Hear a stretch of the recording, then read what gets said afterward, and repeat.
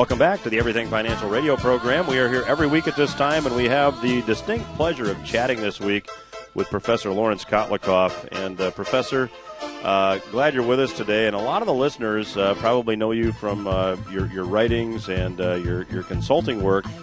However, you also have been intimately involved in developing a planning software company that does a number of things, but really wanted to focus on what it does with regard to analyzing Social Security collection options. Could you explain a little bit about your company and what you do? Sure, yeah. This is a company called Economic Security Planning. We have 3 websites. One is esplanner.com, esplanner.com. Another is esplanner.com/basic, and the third is maximizemysocialsecurity.com. And the maximizemysocialsecurity.com program is a web-based program. It's $40 for households and $200 for financial planners. And what you do is you enter your demographic information and about yourself and your spouse if you're married, or if you're divorced, you indicate that. And if you're a survivor, a widow or widower, you specify that information. You tell the program about your kids, about any pensions you got from work that wasn't covered by Social Security, because our software deals with offsets, what are called the windfall elimination provision and the government pension offset provision that affect non-covered workers who have some pension from non-covered employment. And then you specify from the Social Security website, you can get your past covered earnings history that you can just paste into our program. Very simple, just takes a minute or so. And also any future covered earnings you're going to have. Anyway, you tell the program this stuff, and then it comes up with the solution for when you should take which particular type of benefit to get the highest lifetime benefits from the system. Social Security is incredibly complicated. There are 2,728 rules in the handbook of Social Security, and then there's tens of thousands of rules about those rules in what's called the Program Operating Manual System. So my company has spent years trying to get all the provisions correct by interacting directly with the actuaries down at in Baltimore of the Social Security system. And anyway, there's lots of money to be made by getting Social Security right. In other words, there are, if you take your benefits too early, you can screw yourself up in terms of what the system really offers to you. If you take the wrong benefits at the wrong time, you can wipe out, you can have one benefit wipe out the other benefit.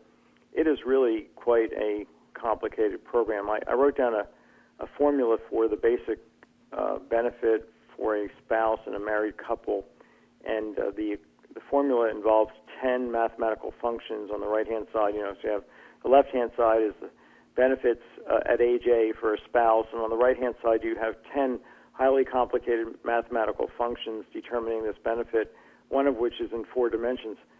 So we're trying to make it much, very easy for people to figure out what to do. And you can also use the program to say, look, I don't want to just necessarily follow that set of suggestions. I want to tinker around and try other claiming strategies, and the program allows you to do that, so you can see kind of side-by-side comparisons of what your lifetime benefits are if you do it this way versus what we're recommending. So, Professor, could you maybe outline for the listeners what would be one of the more common mistakes that people make when collecting Social Security? Okay. Often they retire and just the one spouse collects their benefits at their normal retirement age, and another one does.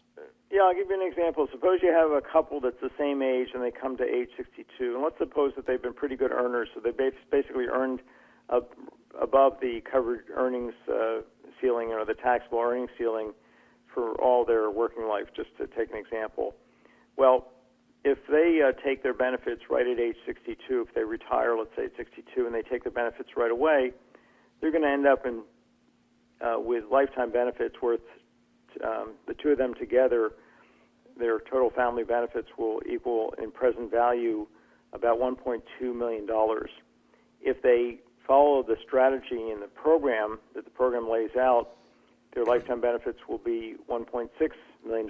So doing the right thing, which involves no extra risk, taking the right benefits at the right time, can bring this couple an extra $400,000. Now, a typical middle-class couple like that, or upper-income couple, it's not, the earning ceiling is about $113,000 right now, so it's a pretty high level of earnings. But even people with lower earnings or much lower earnings, everybody has something to gain, and it's very substantial from getting Social Security right. But anyway, why is it better to not take for this couple not to take both their benefits at age 62? Well, if they wait till 70, their benefits will start at a 76% higher level and be 76% higher for the rest of their lives from age 70 to, they could make it to, let's say, age 100 if they live to 100. And that's a huge payoff from waiting. And the 76% higher is after inflation, so we're adjusting for inflation. So this is in inflation-adjusted dollars at 76% higher. But in addition, by waiting, one of the two members of the couple can get a free spousal benefit starting at age 66 at the full retirement age that now exists. And that person can get a free spousal benefit, as we describe in the program, for 4 years, and that might come to an extra $50,000, $60,000. So by playing your cards right, this couple gets an extra $400,000. If they just do the standard thing, which is take the benefits as soon as possible, they lose $400,000. And $400,000 is a lot of money in this day and age. So, Professor, I think to go back and maybe have you revisit that the comment you made. I think from my experience, a lot of folks just before they retire, they sit down and they're trying to look at how should I collect my Social Security benefits. It's remarkable to me how many people are not aware of the fact that they can draw a spousal benefit for a period of time and then draw on their own retirement benefits. Can you kind of expand on that strategy and explain how that works? Yeah, there's a strategy whereby in order for, let's say I'm married to Jane, and for Jane to collect spousal benefits, I have to collect my retirement benefit, or have filed for my retirement benefit. So let's say Jane and I are the same age. We both reach full retirement age, which is currently age 66. I can file for my retirement benefit, but suspend its collection and wait till 70 to collect my own retirement benefit. So I can suspend it and start it up again at 70.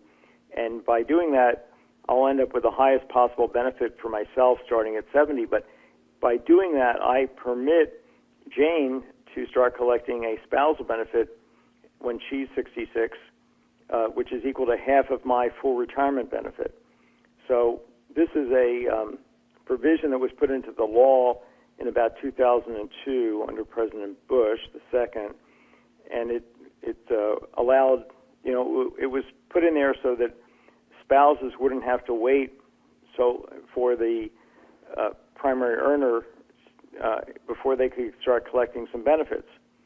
So it allows the primary earner to put off getting his benefits or her benefits and continue to let the benefit get bigger because of what's called the delayed retirement credit.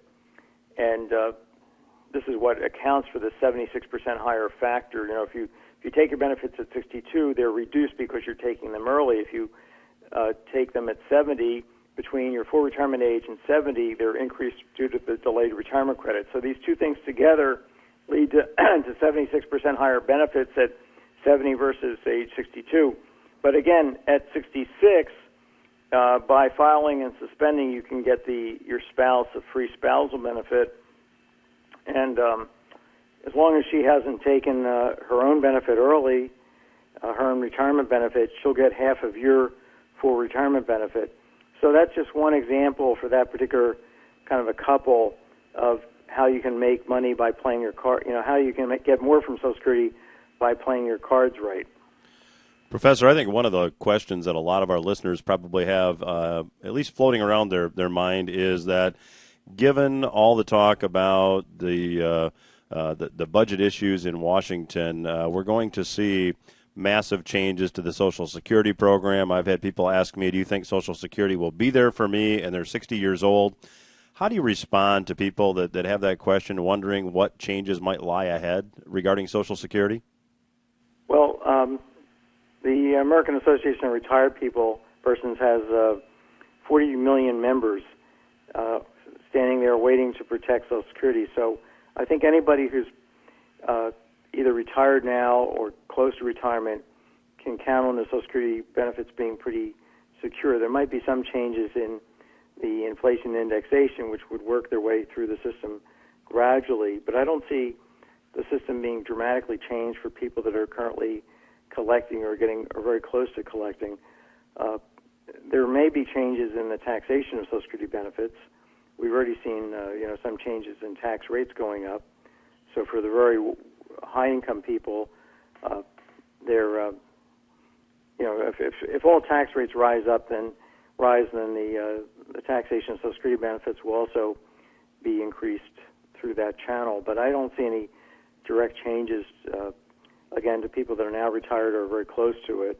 For younger people like age 45, it could well be that Social Security is radically altered because this is a system that's 31% underfinanced.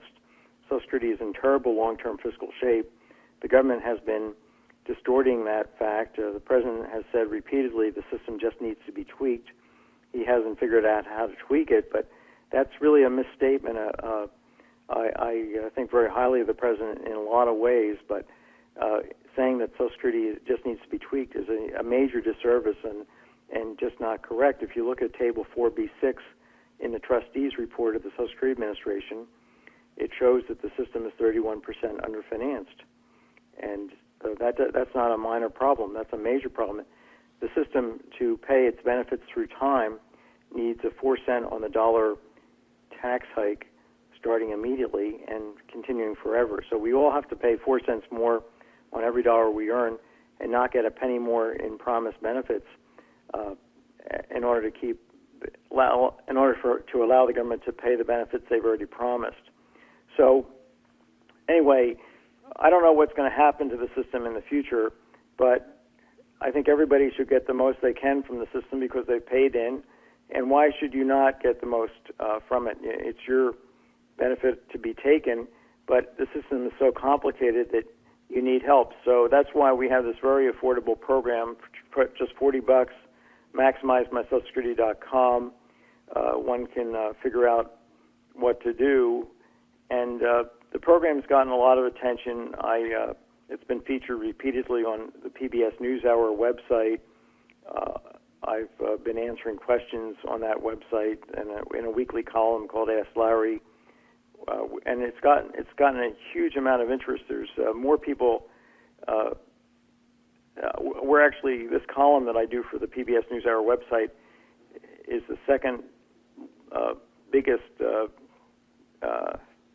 unique visitation site of the PBS website. It's getting the second largest number of visitors of anything being put up on the PBS website for the last 9 months.